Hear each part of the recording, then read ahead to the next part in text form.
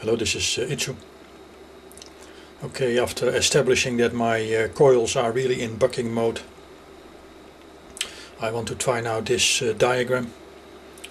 So the resistor float will be parallel across the both bucking coils.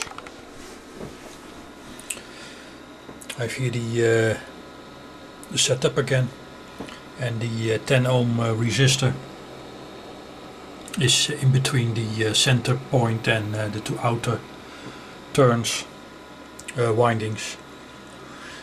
And I measure with the yellow probe again the output, and I have the blue probe across the input. Putting out sine wave maximum volts, peak to peak 20 volts, starting at 40 Hertz. And here we see the output. Yellow is the output across the 10 ohm resistor. 40 Hertz. And we can see that the input is clamped down or throttled back to only 1.6 volts peak to peak instead of the 20 volts it's supposed to be, but I guess we have a severe mismatch. But the output is 1.8 volt. I can now increase again the frequency. 210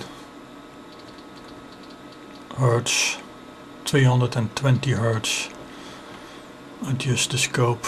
We can see that the input is climbing 2.8 volts now, and it will continue to climb.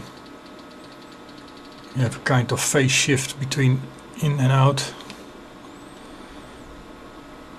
Okay, we are almost 1 kilohertz now. Almost 6 volts peak to peak input, still 1.8 volt out.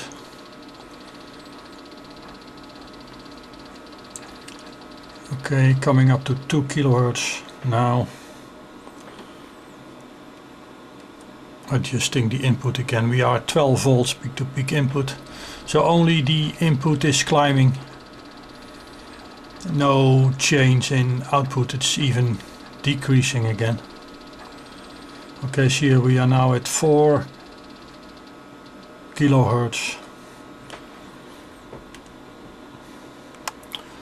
and we are almost at maximum peak input voltage.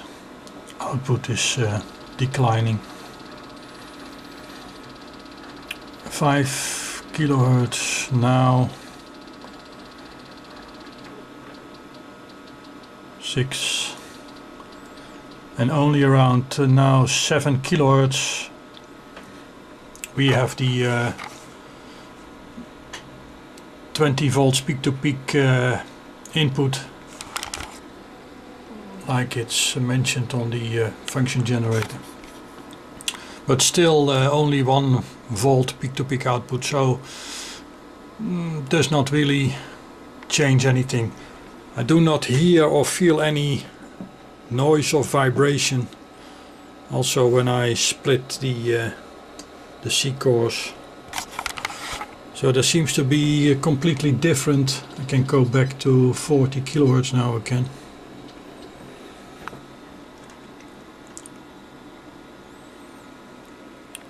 But there is absolutely no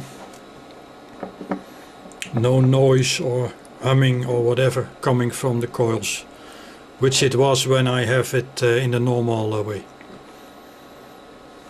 Okay, thanks for watching.